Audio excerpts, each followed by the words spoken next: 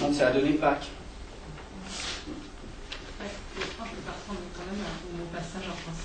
C'est peut-être aussi l'analogie avec le français qui fait qu'on a choisi le mot passage.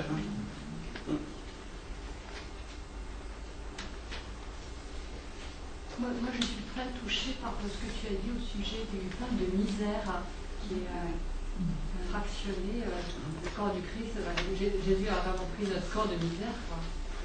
Ça, c'est beau.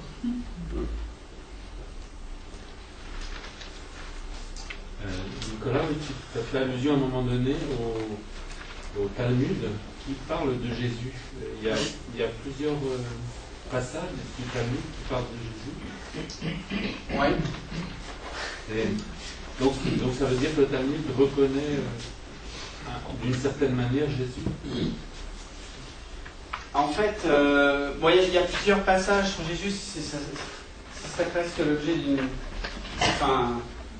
d'une soirée à part entière, hein, mais c'est effectivement, Jésus est mentionné.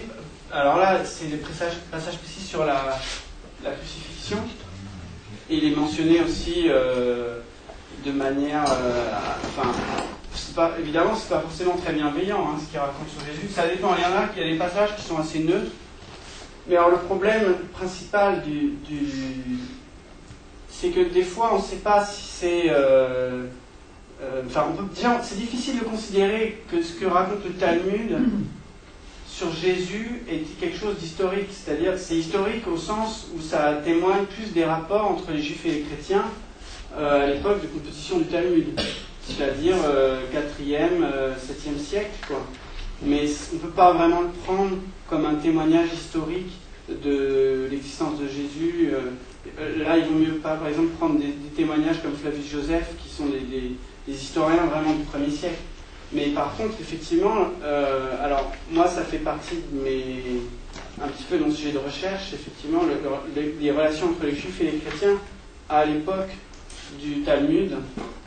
Et forcément, il y a beaucoup de controverses. Il y a beaucoup de bêtises qui sont racontées sur Internet aussi à ce sujet-là. Donc, faut le prendre avec des pincettes. C'est assez compliqué. Mais effectivement, le Talmud mentionne...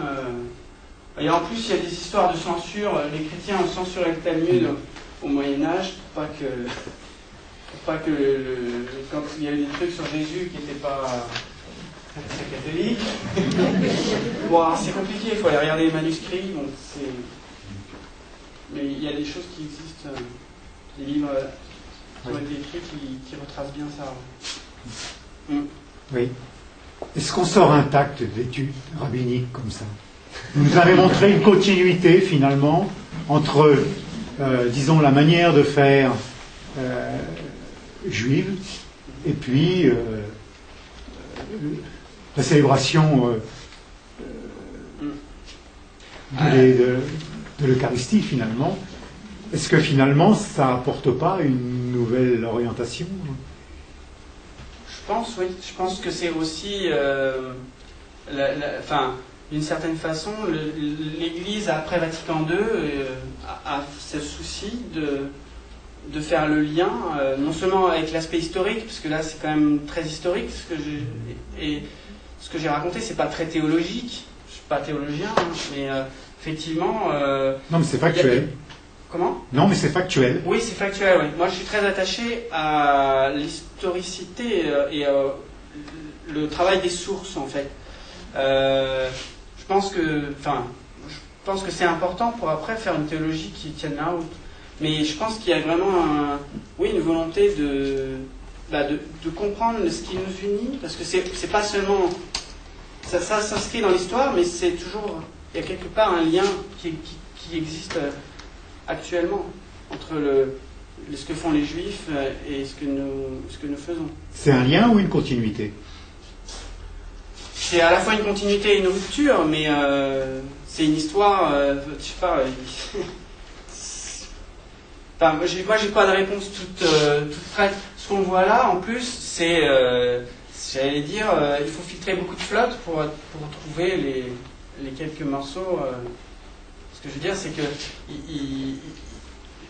j'ai pas montré des choses qui sont peut-être incompréhensibles pour nous chrétiens, ou qui sont, par exemple le traité Pesachim, là il y a plein de choses qui sont presque, dont on est complètement étranger. Il faudrait donc c'est vrai que c'est réjouissant de trouver des choses qui nous confortent. Maintenant, au jour le jour, c'est un travail qui est quand même qui est pas très gratifiant. Même si là, ça apparaît comme ça.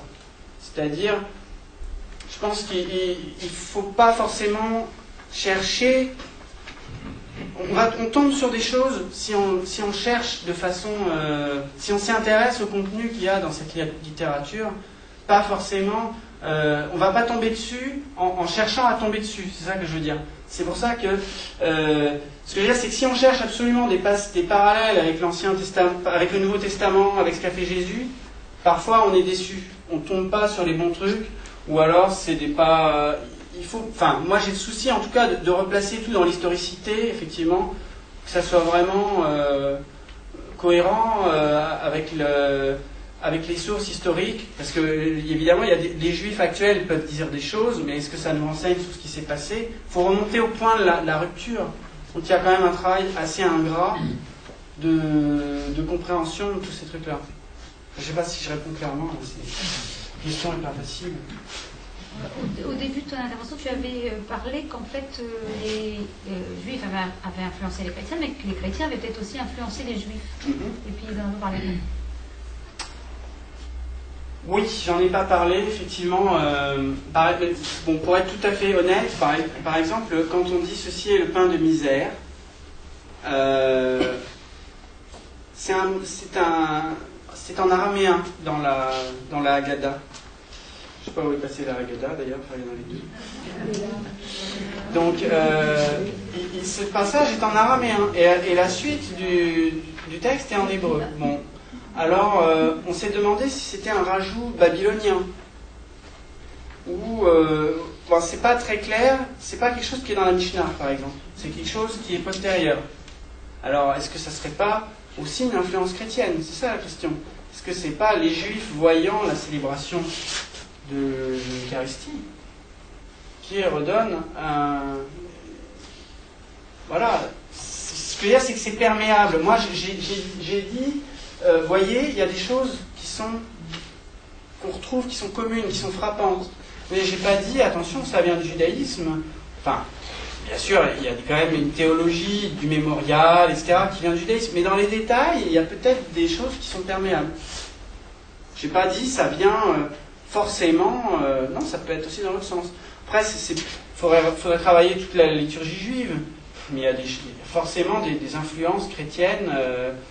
Il faut savoir que les Juifs, la prière juive instituée, elle date de 90. C'est-à-dire quand Jésus rentre, quand il va dans les synagogues, c'est pas pour prier, c'est pour lire la Torah et pour prêcher, pour discuter des enseignements, etc. C'est pas pour prier. La prière, c'est quelque chose de personnel. Alors, donc vous voyez, l'aspect liturgique, il existe, il démarre après le christianisme quelque part, dans le judaïsme rabbinique. Évidemment, il y a une liturgie dans le temple. Mais donc c'est pas aussi monolithique de dire il y a le judaïsme et puis nous on continue à vivre ensemble, il y a quelque chose il y a une influence. Alors après c'est difficile d'aller dans les détails, il faudrait éplucher des textes et éplucher aussi des commentaires des recherches actuelles pour le comprendre. Mais il ne faut pas exclure cette idée en fait. Cette idée de mutuelle influence.